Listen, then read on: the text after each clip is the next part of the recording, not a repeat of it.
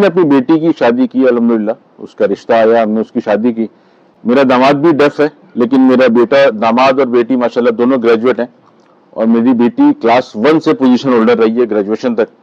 اللہ تعالیٰ اور طرح نواز دیتا ہے. اور صرف یہی نہیں بلکہ وہ شاید 7-8 سال کی تھی جب سے مسز بیمار ہونا شروع ہوئی تو اس نے میرے ساتھ گھر سنبھالا.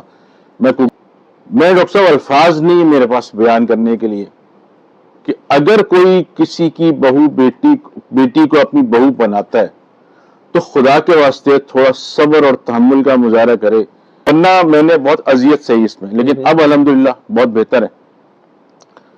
اور میں نے یہ بات اس لیے کری صبر کا پھل میٹھا ہوتا ہے، اس لیے کری کہ لوگ بیٹیاں یہ بیاہتے بھی میسج ہیں. آپ کا بہت بڑا میسج ہے. یہ تو نبی کریم صلی اللہ علیہ وسلم کا آخری میسج ہے، جو دیکھیں ان کی 63 سالہ زندگی کے آخر میں جو آخری میسج ہوگا نا، کوئی کرکس ہوگا نا ان کی پوری تپسیا کا، پوری جد و جہد کا، کوئی خاص راز کی وارننگ کی بات ہوگی. ٹھیک ہے، وہ کہہ رہے ہیں یار اپنی عورتوں کا خیال کرنا، مظلوم کا یعنی خیال کرنا، بیویوں کا، بیٹیوں کا، بہوؤں کا. عورتیں بھی عورتوں کا خیال کریں. لیکن بہرحال جو وہ بات کر رہے ہیں آخری، اس کو اگر ڈیپ سوچیں گے آپ لوگ، ٹھیک ہے، جاتے ساتھ پہلا حساب یہ دینا ہے، اشاروں نہیں دینا ہے نا، جس کے پاس جو سیٹ ہے اس کا اس نے حساب دینا ہے.